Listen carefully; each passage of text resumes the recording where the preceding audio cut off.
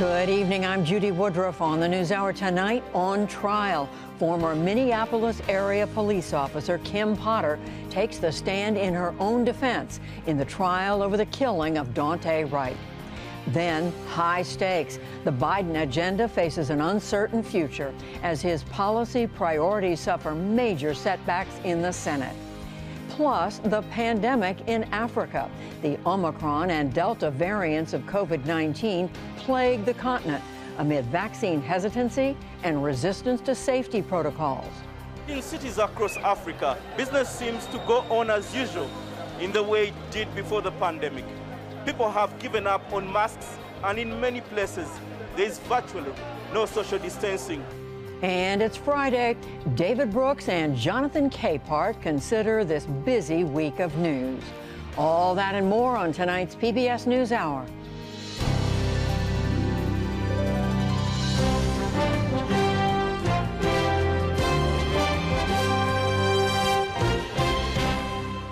Major funding for the PBS NewsHour has been provided by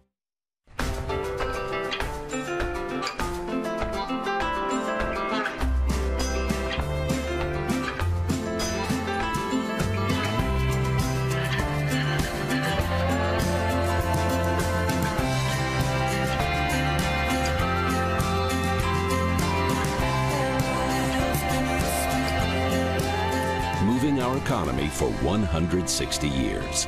BNSF, the engine that connects us.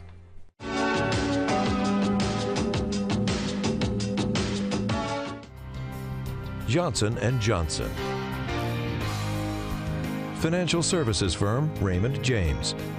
The John S. and James L. Knight Foundation, fostering informed and engaged communities. More at kf.org. And with the ongoing support of these institutions.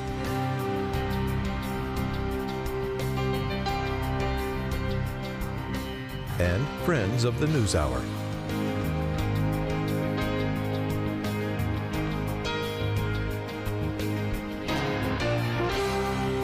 This program was made possible by the Corporation for Public Broadcasting and by contributions to your PBS station from viewers like you. Thank you. A jury in Minneapolis has gone home for the weekend after a white former police officer recounted the fatal shooting of a black man, Daunte Wright. Kim Potter testified today at her manslaughter trial. John Yang has our report. Defense calls Kim Potter to the stand. Today, former Brooklyn Center, Minnesota police officer Kim Potter told jurors of the moment 8 months ago when she shot and killed Daunte Wright during a traffic stop. Reaching for her taser, but pulling her gun. Seeing the look on another officer's face. And I can see Sergeant Johnson and the driver struggling over the gear shifts because I can see Johnson's hand and then I can see his face. He had a look of fear on his face. It's nothing I'd seen before. What did you do? We were struggling. We were trying to keep him from driving away. It just went chaotic.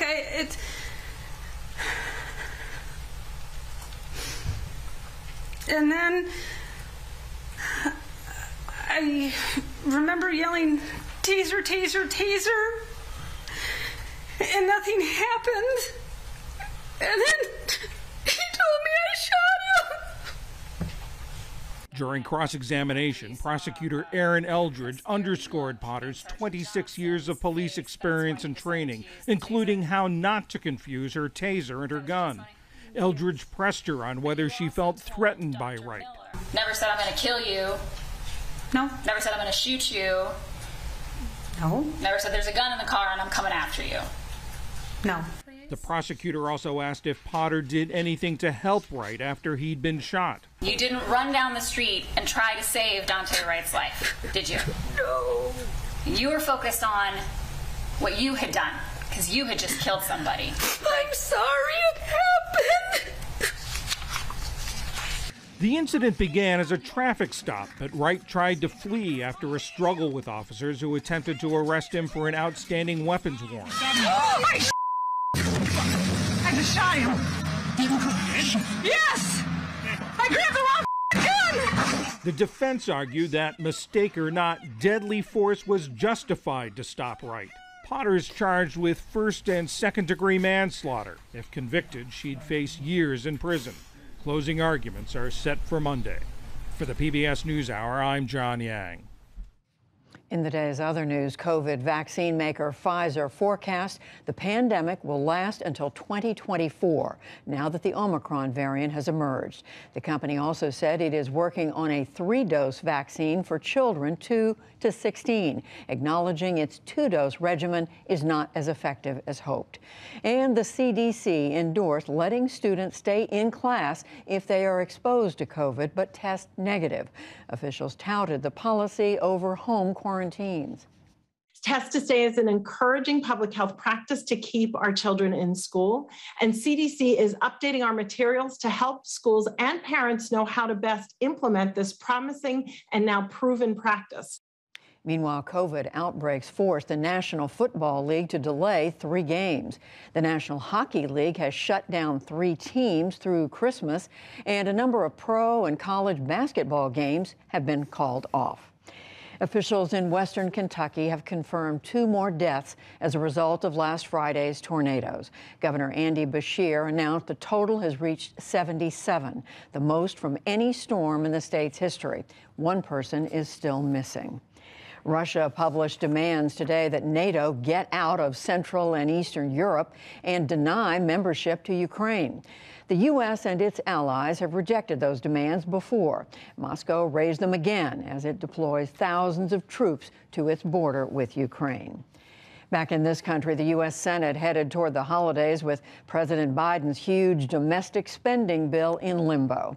Democratic Majority Leader Chuck Schumer cited the president's statement made last night, acknowledging they lack the votes to act by Christmas. The president requested more time to continue his negotiations, and so we will keep working with him, hand in hand, to bring this bill over the finish line and deliver on these much-needed provisions.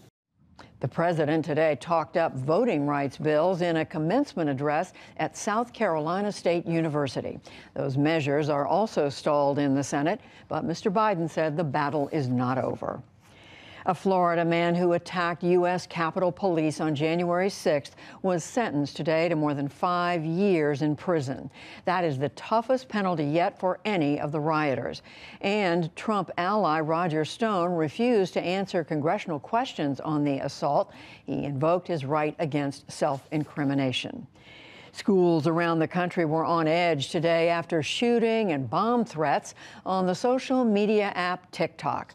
Law enforcement agencies said the posts were not considered credible. Even so, schools in at least half a dozen states called in extra police, and some canceled classes altogether. And on Wall Street, the Dow Jones Industrial Average lost 532 points, 1.5%, to close at 35,365. The Nasdaq fell 10 points. The S&P 500 slipped 48. That's 1%. Still to come on the NewsHour, an exhaustive fact check of the 2020 election dispels myths of widespread voter fraud. The economics behind why many toys are out of stock this holiday season. Singer-songwriter Brandi Carlile reflects on her rise to stardom, plus much more.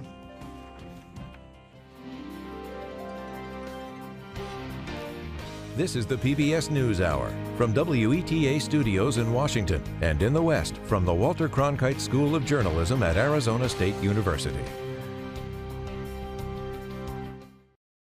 It has been a week of setbacks for the Biden agenda and for Democrats in control of Congress.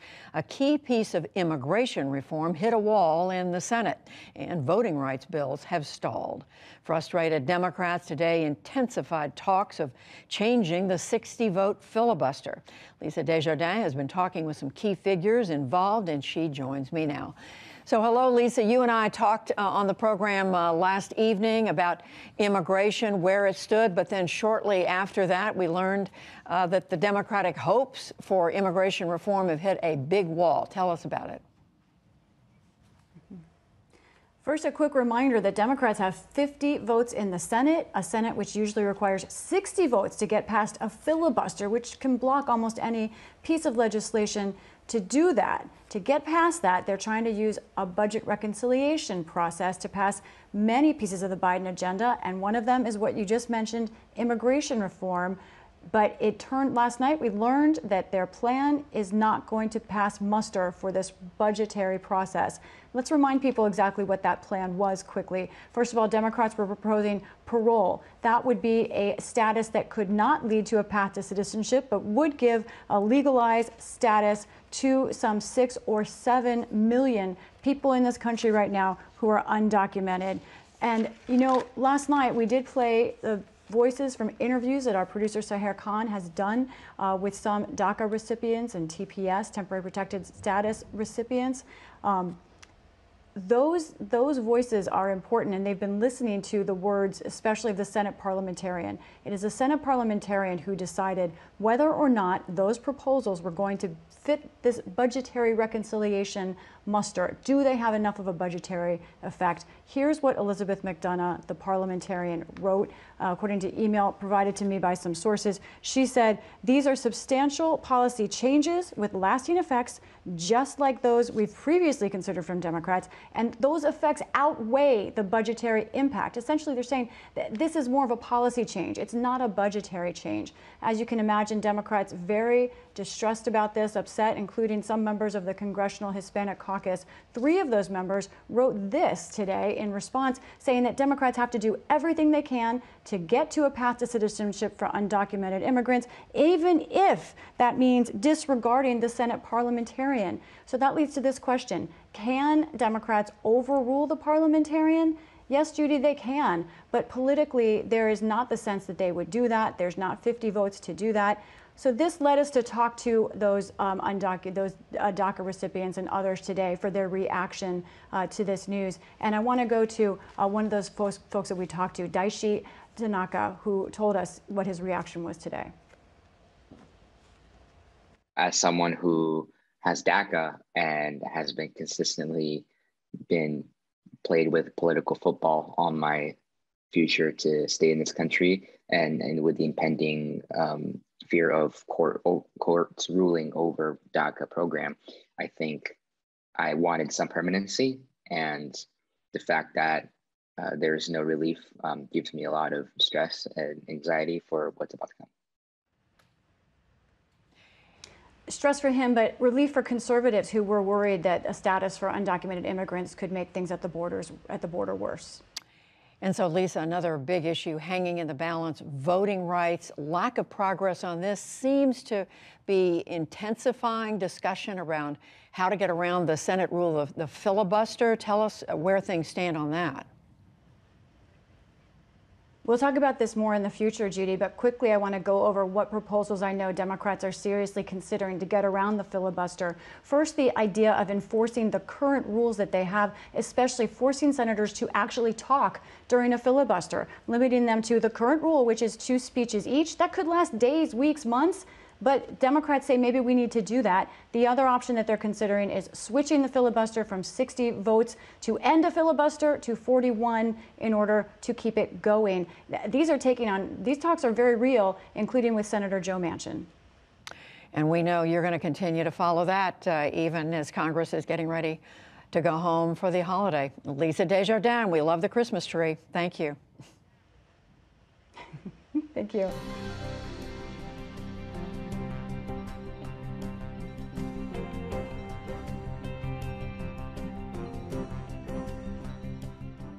We are just a week away from Christmas, and for some parents, finding that specific toy their child wants has been a real challenge this season. That is due in part to the supply chain problems around the globe and how it lands back here. Special correspondent and Washington Post columnist Catherine Rampell has the story. In years past, hot toys have run low or run out. Remember Tickle Me Elmo? And the frenzy over Furby? But this year, the out-of-stock signs popped up earlier. Not just for the trendy toys, whose sudden popularity is hard to predict, but some of the classics, too. I called the owner, and I was like, are you seriously telling me we're not going to have a wooden railway set for Christmas? You know, I was a little bit in denial, and he was like, yes, I am telling you that train set is done for the year. Sharon Gish has managed Omaha's Fat Brain Toy Store for 14 holiday seasons. On the game wall, no arcade basketball, no pinball machines, says Ann Messbarger. Right now they're out of stock. We're unsure if we'll get more. The problem is surging consumer demand, plus supply chain issues. Higher prices for raw materials, backed up ports, and trucking shortages have made it more difficult for toy companies to stay stocked. Take the Fat Brain Toys distribution center. On our recent visit, workers were busy filling orders. We definitely are starting to run out of stock on a few items. Normally you wouldn't see, gaps like this start to come up for another week or two. Mark and Karen Carson are the company's founders. Our goal would be that we're at our peak by Black Friday. We'd have an in-stock rate of about 90% would be the goal. This year we're at about 65%. Filling orders for their hottest items, like the silicone push and pop toy dubbed the Dimple, has been a challenge. At the exact same time that the most demand was out there for it, we could not fulfill. And it wasn't that we weren't placing the orders, it's just we could not get them here. They're doing all they can to get stock in. Are there still orders that you placed a long time ago that you're waiting to arrive? Currently, I think we have 50 plus on the water that we just can't get our hands on. 50 containers of product that is somewhere between here and on the water. And what does that mean in terms of the value of the product you're waiting on? I said hundreds of thousands, and what did you say? That's millions. That kind of hurts. Whatever stock does come in sometimes sells out immediately, especially since customers have been warned to shop early. I am shopping early just because of what I've heard about all the ships sitting out in California waiting to unload and what have you. Casey Bailey said stocks were low at the stores she's visited. Everything's so picked over, or the shelves are really empty. This is cute. Staff here are confident they can find that perfect toy for every child. But if your heart is set on a Spinnigan, you may be disappointed. Has it been hard to keep these in stock? Yes, it has been. You'll notice we either have a mountain of them or none of them. Yes. People have cash in their wallets. They didn't spend it on all those experiences last year. Julie Lennett, toys industry analyst for the NPD Group. They're spending more, and we have the supply chain issues on top of it. So the big winners this year for the holiday season are going to be the toys that are actually on the shelf. Of course, many haven't been. There are a lot of sellouts right now. First and foremost, trading cards. Magic Mixies is another hot one. I have not seen Magic Mixies on shelf for about a month now. If you see it, buy it. The Christmas tree still won't be bare, assuming kids are a little flexible. I think it's going to be pretty tough on parents if their child has a very specific list. If they say, I just want a Barbie doll, you'll be able to find a Barbie doll. If they ask for a very specific one, you might have a little bit of a harder time. Bigger retailers found creative and costly ways to navigate the problems, says University of Michigan professor Ravi Anupindi. Walmart and Target and Costco, they chartered their own ships to bring stuff into the country. So for them, the distribution problem will be less of a headache. Meanwhile, smaller companies are struggling to navigate these rough seas. I think all I want for Christmas is ocean bookings. So if you see Santa, ask him for some extra container space. You could almost have Josh Lorzell's startup, Sky Castle Toys, makes Let's Glow Studio. Kids use the special glowing stickers in TikTok videos. The company launched last year. And of course, 2020 was like, hold my beer, 2020. You thought the pandemic was bad? He was planning in the dark. Typically, we'd pay around $3,000 for a 40-foot container, 3 to 4 depending. The most recent containers we shipped were $25,000. So you're looking at like a 6 times increase. So it's been nuts. Raw material costs have risen too. ABS plastic costs up 31%. EVA foam, which, foam toys is in a lot of toys, that's up 62%. Reluctantly, he's had to raise his own prices. We were going to come out at $25 and we ultimately ended up at $35. Other small toy companies are also facing higher costs and trying to limit how much they pass on to customers. Hey Buddy, Hey Pal makes holiday decorating kits, including for Easter eggs. I am the chief financial egg spurt. Company co-founder Curtis McGill loves to crack those egg puns. My kids think they're excruciating when I use them all the time, but you're interviewing me from the egg quarters. Jokes aside, it's been a hard year. You could say you had a container, and 3 days later they would say, sorry, we gave it to someone else. He adapted by cramming in more units each time he did book a shipping container. We made our packaging 30% smaller. That's not something you do lightly in this business. Your package on a shelf with 100 other toys, that's your billboard. That's how you tell your story and set yourself apart. A few months ago, McGill canceled entire shipments of his Christmas product due to longer transit times. And we shifted gears to our Easter product. Our Amazing Egg Decorator is our bread and butter, and we knew we had to have it here in time for Easter. And we left half of our Christmas items in China. They're actually in storage right now. These products are already made, they're already manufactured and ready to be sold, but they're in a warehouse somewhere in China, is that right? In China right now, yes ma'am. Would you ever consider moving some of the production to the United States or somewhere else closer by? Would that make a difference? We actually set out to do that from the very beginning. Unfortunately, in order for us to do that, our product would be almost 3 times more expensive. So we knew that wasn't an option. Most toys are made in China.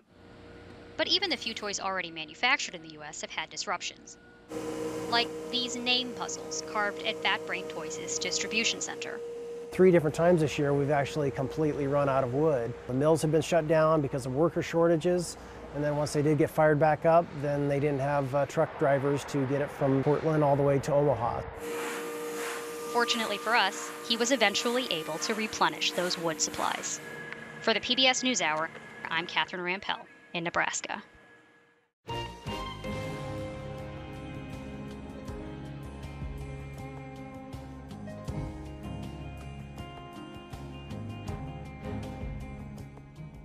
As the Omicron variant sends a 4th wave of patients to hospitals across southern Africa, leaders there and across the continent are pointing fingers at wealthy nations. Special correspondent Michael Bolake reports from Uganda. It's approaching high season as the summer begins in the southern hemisphere. But tourist spots in Cape Town are abandoned. The hotels and restaurants are empty, as South Africa's hospitals begin to fill up, jammed with patients infected with both Omicron and Delta coronavirus variants. Joe Pachla is the Minister of Health for South Africa. The number of cases in the 4th wave have exceeded the peaks of the 3rd, the 2nd, and the 1st waves. The Omicron variant was first detected in Southern Africa last month, and Africa accounts for nearly half of the Omicron cases reported across the globe.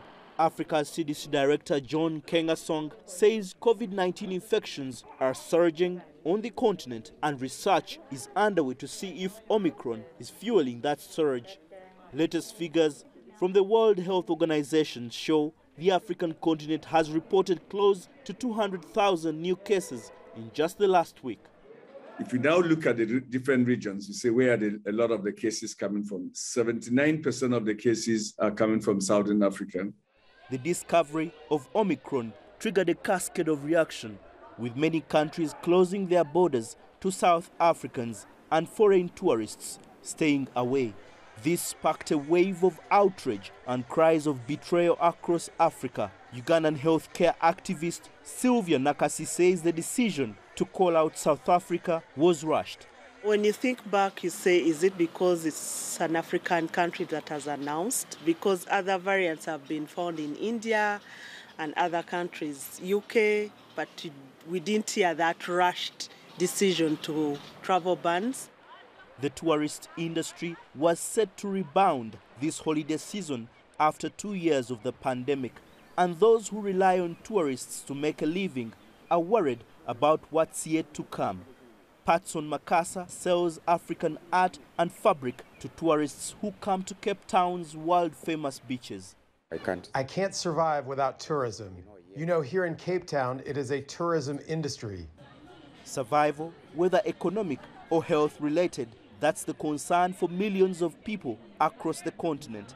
Africa's attempts to fight the coronavirus have been undermined by the lack of vaccines, but also the slow uptake of the available doses due to hesitancy among the population. There are also distribution challenges like the lack of cold storage facilities and poor road infrastructure, which has made it difficult to access communities in remote areas. While wealthy nations were buying up the lion's share of vaccines, African nations waited for months for the first vaccines to begin to trickle in. A mistrust of vaccines continues to haunt the continent, even in countries like Ghana that have enough vaccines to go around. I don't want to take the vaccine because I am scared I may suffer some side effects. I have not been infected with COVID-19, so I don't see the need to take the jab. I think that the vaccine is very dangerous, which has serious effects when we get it infected in our system. And I don't believe I'll get coronavirus. In East Africa, Uganda has announced its first cases of Omicron. Health Minister Jane Ruth Aceng says the government is ramping up efforts to get vaccines into communities. The more COVID-19 circulates among the communities, the more opportunities the virus has to change or mutate. It is therefore extremely important that we all work to reduce the circulation of COVID-19 virus to interrupt mutations. Uganda has so far received more than 20 million doses of the COVID-19 vaccines from the US, the UK, Europe and China. More than 7 million of those doses have been administered to a population of about 47 million people. But in cities across Africa, like Uganda's capital Kampala, business seems to go on as usual in the way it did before the pandemic. People have given up on masks, and in many places there is virtually no social distancing, a clear sign that Africa's prospects for a full recovery anytime soon are looking grimmer by the day. Just over 10% of people in Africa have received one dose of a vaccine, compared with more than 60% in North America and Europe. Africa believes it's bearing the brunt of panicked policies from the wealthy Western countries which hoarded the vaccines. And Cape Town Mayor Jordan Hill Lewis says they are making Southern Africa a COVID pariah. The problem is it's now embarrassing for those governments to go back on what they've done. So I think for political reasons, I'm afraid, not for reasons of data or science, it's difficult for them to reverse those travel bans. So we are expecting that it will take some time, but we are not letting them rest. We are working very hard. Our teams are speaking to those governments every day. Ambassadors to Washington from 16 southern African countries are calling on the White House to lift travel restrictions, claiming the controls stigmatize Africa and devastate the tourism industry, pushing the hope of economic recovery from the COVID-19 pandemic even further out of reach for much of the African continent. For the PBS News Hour, I'm Michael Baleke in Kampala.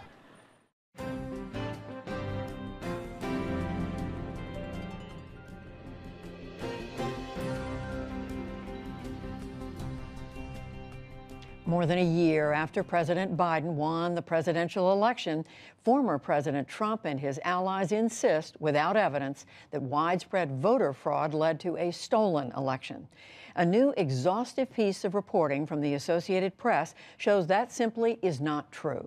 AP reporters went looking for cases of voter fraud in 6 states that Trump has challenged, and they found fewer than 475 potential instances out of more than 25 million votes cast, a number that would not have come close to changing the outcome. I spoke yesterday to Christina Cassidy. She's one of the reporters for the AP. Christina Cassidy, thank you so much for joining us. This was a deep and wide-ranging effort that you and your colleagues made. There were you and 10 other reporters. You talked to, 340 election officials across these states. What were you trying to find out? Heading into the November 3rd election, we were certainly aware about various statements being made about voter fraud. And we were also aware that academic studies had shown that it was exceptionally rare. But once November 3rd happened and we saw everything that happened since, we decided at the AP that we wanted to go to the source. We wanted to look for the voter fraud, and we wanted to identify what voter fraud had occurred, what potential voter fraud had occurred in the November 3rd election. And so we embarked on this reporting effort that involved reporters in 6 states, the 6 states that were disputed by President Trump and his allies. And we went to the local election officials and we asked them to identify for us any potential instances of voter fraud that they had flagged during their post-election certification and canvassing work. And what did you find? Well, in the end, we found it was just shy of 475 potential cases of voter fraud in those 6 states, which would not have made a difference in the outcome of the 2020 presidential election. And this was out of millions of votes cast, if you add up all the votes in those states. Christina, tell us, just give us a couple of examples of the fraud that you did find, those individual cases. Sure. I mean, they ran the gamut.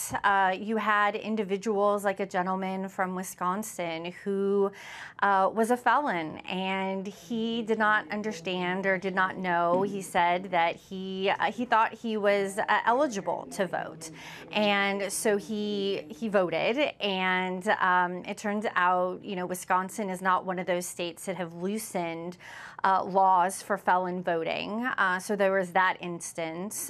We had a woman in Maricopa County who has been charged. Authorities say that she submitted a ballot on behalf of her mother, who had died about a month before the election.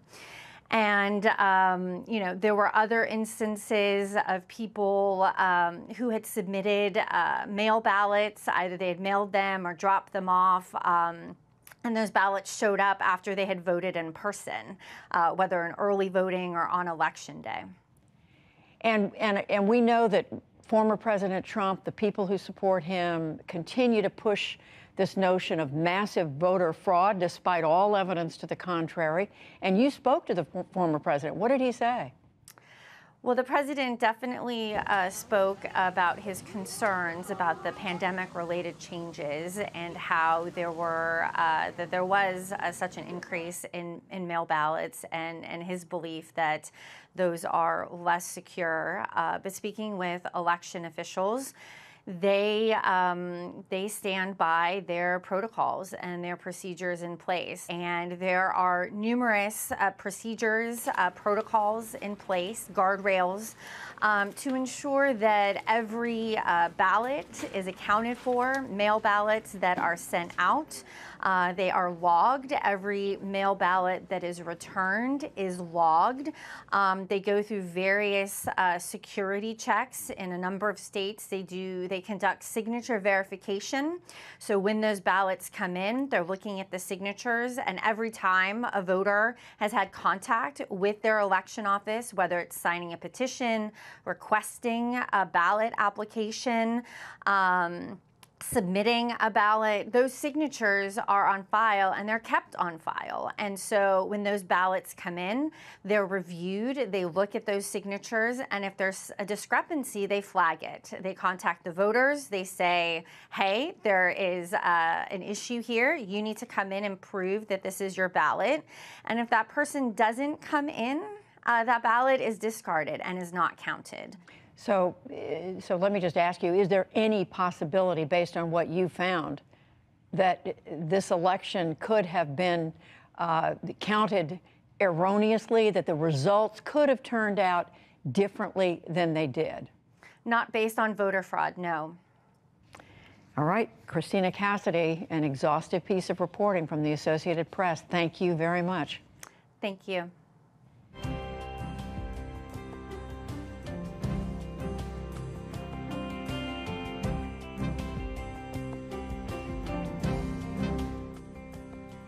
And now we turn to the analysis of Brooks and Capehart. That is New York Times columnist David Brooks and Jonathan Capehart, columnist for the Washington Post. Hello, gentlemen. Very good to see both of you. Let me just start right off the bat, Jonathan. AP, 11 reporters. They spent months working on this. They talked to 300 some odd election officials. Not even close to a chance that there was an election, would have been a change in the election result. Right, and I loved how she emphasized 475 potential cases of voter fraud out of millions of votes cast. And what that says is that this is more evidence that the big lie is indeed the big lie. There was no massive voter fraud in the 2020 election. Even the person who was in charge of election security in the Trump administration said that the 2020 election was the safest in American history. And so what this does, whether this makes a difference, I don't know. Yeah. But I do in the short term, but I do know in the long term, and for history's sake, it is good to have yet another more evidence that there was no voter fraud. And it is, David, I mean, as Jonathan is saying, I mean, there's been one look after another investigation. The evidence is just not there. Yeah, and I don't think it makes much difference. One thing we've learned is if you fact check people, they dig in and they believe their wrong belief more strongly. And that's just the fundamental problem here. There's a Brookings Institute scholar, Jonathan Rauch, who has a phrase, the Constitution of Knowledge. How does knowledge get created in society? We think about our U.S. Constitution, which is a set of laws, but we have an informal system that creates knowledge. We in the media are part of it, checking things out, experts, the academy, all sorts of institutions who obey by a certain set of rules, that any hypothesis can be tested. We'll check each other out to make sure whether we're right or wrong. We'll have a big argument. We'll slowly build up knowledge. And that reporting is part of that Constitution. Lots of Americans, millions and millions and millions of Americans have simply opted out of it. They simply don't trust the Constitution of knowledge, and therefore they're not part of the democratic regime. They're not part of building up the regime. But it's still important to do what the AP reporters did to keep the Constitution of knowledge going and hope that some emotional or intellectual or some shift so people will say, yeah, those people are reliable. And for historical purposes, as you were saying. So in connection with this, to a degree, the House Select Committee looking into the January 6th attack on the Capitol, which was all about not believing the election results, Jonathan. This week we had an interesting development. Mark Meadows, who was going to cooperate, then said, I'm not going to cooperate. House then voted to say to find him in contempt of Congress. But in the process, he did turn over documents. We learned these text messages that show members of Congress, Fox News anchors, were urging President Trump to do something to stop the mob. You know, it seems as though Mark Meadows was trying to have it both ways, trying to cooperate, but then once his book earned the ire of the former president, tried to backtrack. But by the time he backtracked, he had handed over thousands of documents, and that's how we know about these text messages. That's how we know about the urgent pleas for help from members of Congress, from Fox News personalities, and so on. These are all things that had been reported at the time. We knew, it's not like we are learning anything new. But what I caution people against is thinking, because this is, oh, we knew this already, or this isn't anything new, to remember that to actually have a text message with a timestamp and a name attached to it in a legal proceeding is vital. It is paramount, and it goes from being a story that has an unnamed source to no, this was a text message to Mark Meadows from fill-in-the-blank member of Congress. We need help, and it was sent at this time. I think that this 1,000-piece jigsaw puzzle of the ocean that the January 6th Select Committee has been working on after the last 2 weeks, to me, it seems like we're at 980 of those pieces put in place. They know a whole lot more than we know, but what we found out last week, this week in particular, has been stunning and fascinating. We do know some more. We don't know the whole story, David, but how much difference is this going to make, do you think? Well, we do some more.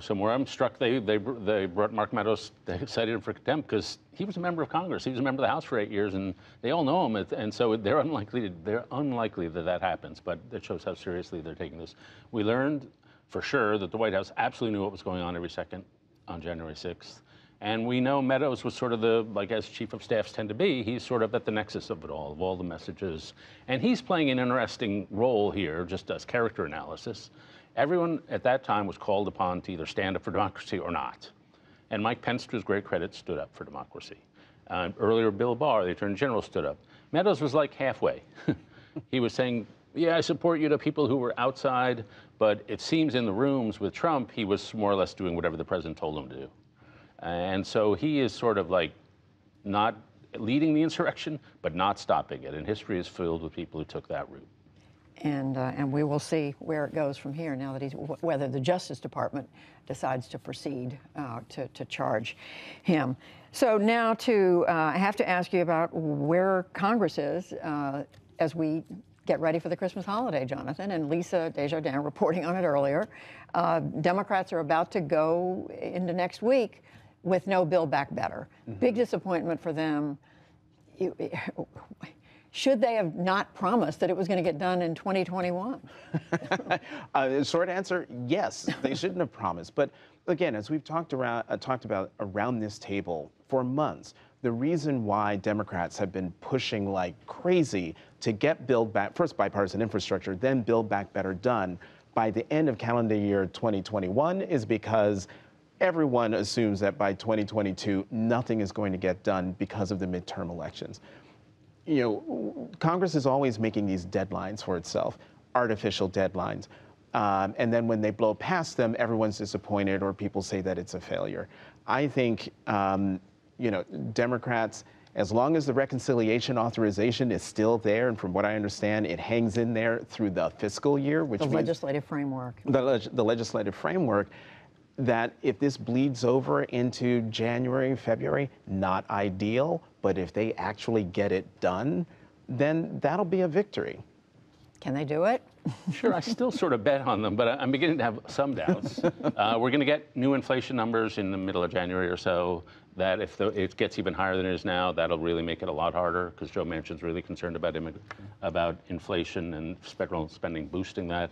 You know, I think in retrospect, I think they were right to try to be FDR, try to do something big. There are a lot of problems in this country, and try to address them. Having seen that, Joe Manchin has been utterly consistent. Yeah. And he's just said what he meant, and it's been clear. If people would take him seriously, they'd say, okay, that's what we got to live with. These are our constraints. How do we deal with, we're not going to get the New Deal. How do we deal with Plan B? And so what they did, they decided to keep every little aspect of the bill, but shrink it down and make it temporary. I think it would have been smarter of them just to pick a few things and say, we're going to have a child thing where we're going to have child tax credits, early childhood education, community college. That's what we're going to do. That's what the country needs right now. I think Manchin would have had a much easier time saying, and the public would have had an easier time saying, this is what that's about. But they decided that we want to keep all of our constituencies happy a little. And I think it's made it harder to pass. Is that what's gone wrong here, do you think? Yeah, I'm hard-pressed to disagree with David here. You know, there's Congresswoman Susan Dale Benning, who, you know, is one of the moderates. That had been her argument from the very beginning. Let's do a few things and let's do them well. And there are any number of things to choose from. And who knows, maybe come 2022, if it bleeds over into 2022, that's the route that they go in. But they have to get something done. I mean, David raised child tax credits. I mean, those expire. The current tax credits expire at the end of December. A lot of people are going to be left without assistance that they desperately need. Right, and I'm glad you brought that up, because sorry, but I forgot about that. If there is a forcing mechanism to get something done before the end of this calendar year, that could be it. But that means you're depending on the Senate to actually do something. And as we have seen, they don't do stuff when you want them to do. Even if it does pass, it still only gets extended by another year. And so they just be set to expire. And they do that to keep the budget seem reasonable.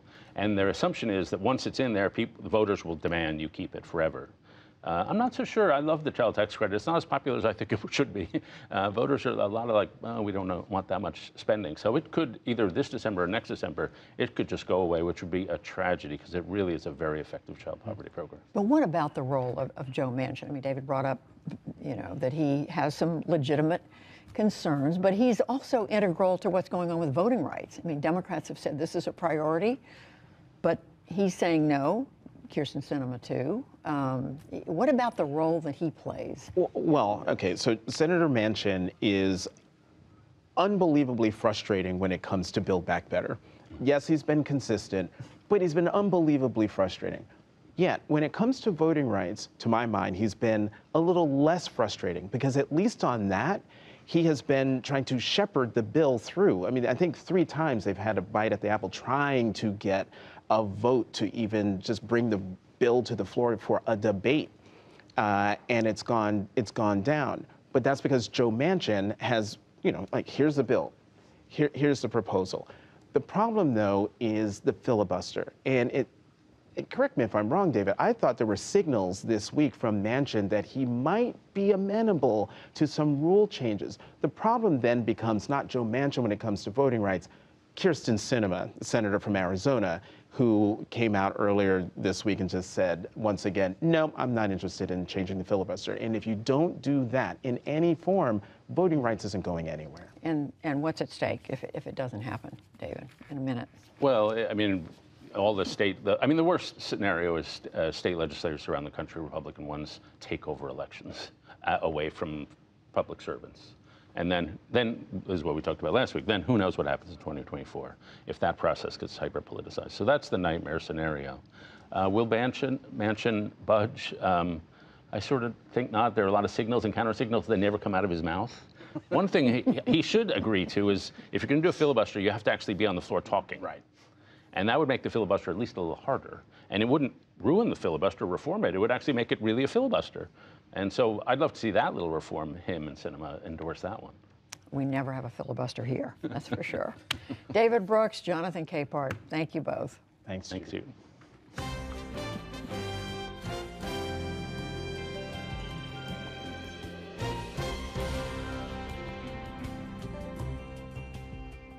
When the Grammy nominees were announced recently, there was Brandi Carlile with 5 nominations, including Record and Song of the Year. Heady stuff, and now almost expected for this star of American roots and country music. But not so long ago, things were different. Jeffrey Brown met Carlile in Seattle for our Arts and Culture series, Canvas. Come back now, even if you call me out. Brandi Carlile calls her new record, In These Silent Days, a pandemic album, born from a time of isolation with family at her rural home an hour outside Seattle. A time to stop and reflect on her climb to stardom and where it began, in places like the city's Paragon restaurant and bar. I remember coming in here right around this time of day, when I knew I could talk to the manager and I wouldn't be too busy, and I said, hey, I've got a PA system and a guitar player, and if you give me, like, maybe we'll start 6 p.m. on Sunday nights, we'll do it for free for a month, and if a month later you've seen that you have an uptick on Sunday nights, then you could start paying me or feeding us. Or you might consider paying me? Yeah. Gigs at local Seattle spots were the norm for years, along with busking for tips at the famed Pike Place Market. The hardworking life of a very hardworking musician trying to make it. I was really interested in things like printing and hanging posters and busking and stopping people on the street and handing them a pamphlet and telling them about my show. It's a city that sort of rewards that and values that. I got in last night and I was just taking a walk and I saw somebody, hammering their poster into a... You did? Yeah, Still? I did. Yeah, still got it. That was Seattle you, still got it. That was absolutely me.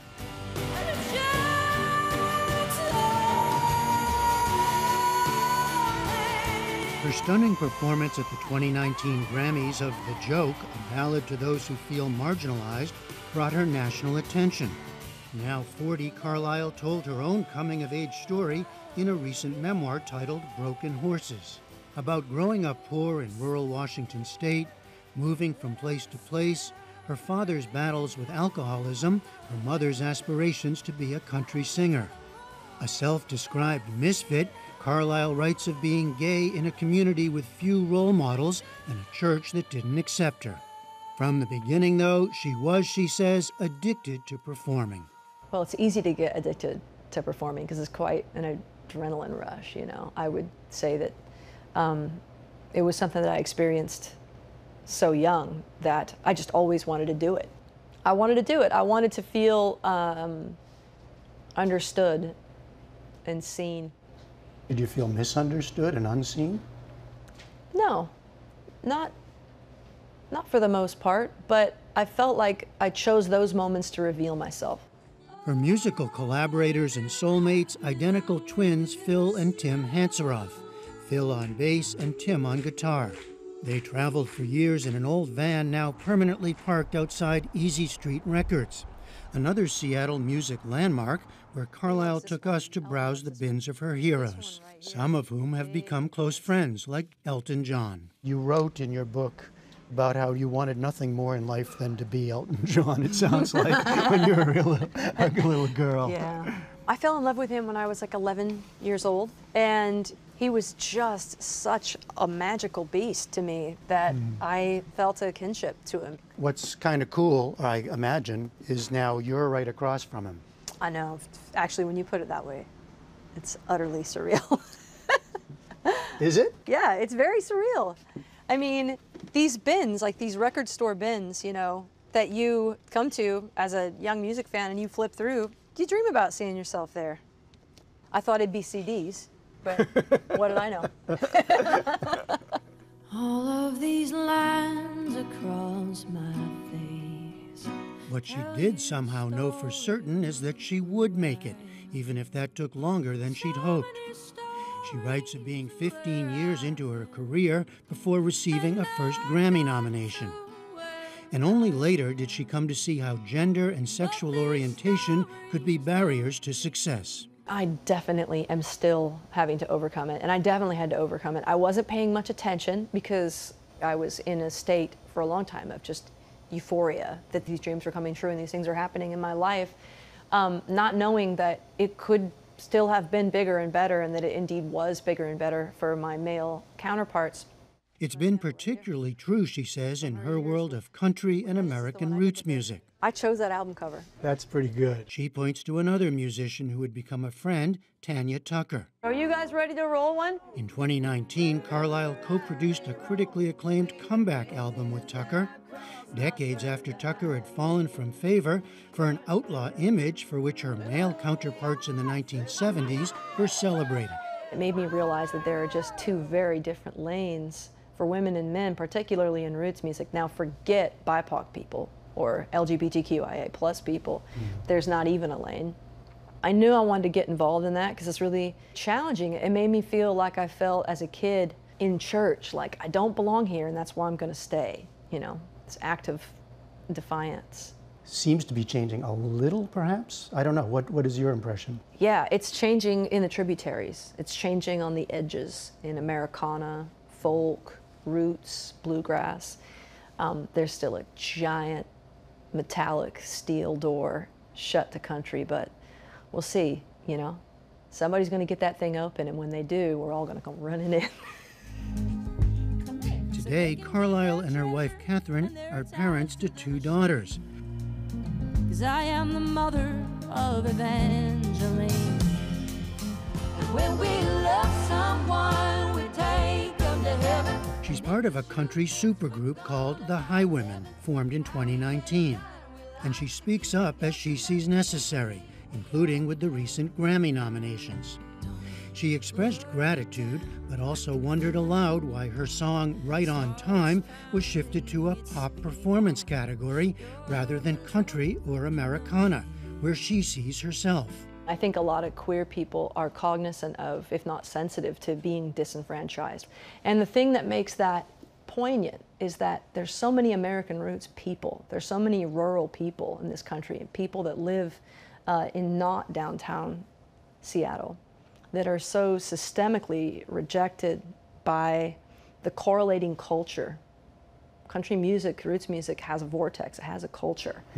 And there are country queers, and they need to see acceptance and affirmation in those places, you know. Fields that lead for miles. For now, Brandi Carlile awaits the Grammy Awards ceremony and plans to take her pandemic-era album In These Silent Days on tour, pandemic allowing, in the spring of next year. For the PBS NewsHour, I'm Jeffrey Brown in Seattle.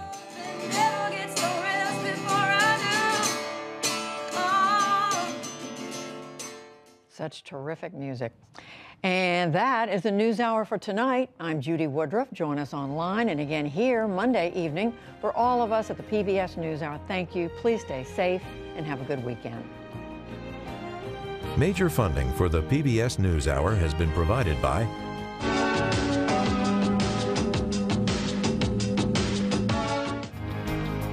Consumer Cellular, Johnson & Johnson, BNSF Railway, financial services firm Raymond James, the William and Flora Hewlett Foundation, for more than 50 years advancing ideas and supporting institutions to promote a better world at hewlett.org. Supporting social entrepreneurs and their solutions to the world's most pressing problems. SkollFoundation.org. And with the ongoing support of these institutions.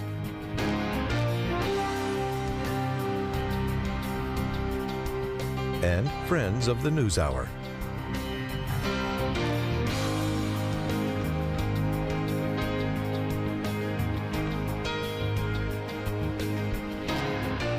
This program was made possible by the Corporation for Public Broadcasting and by contributions to your PBS station from viewers like you. Thank you.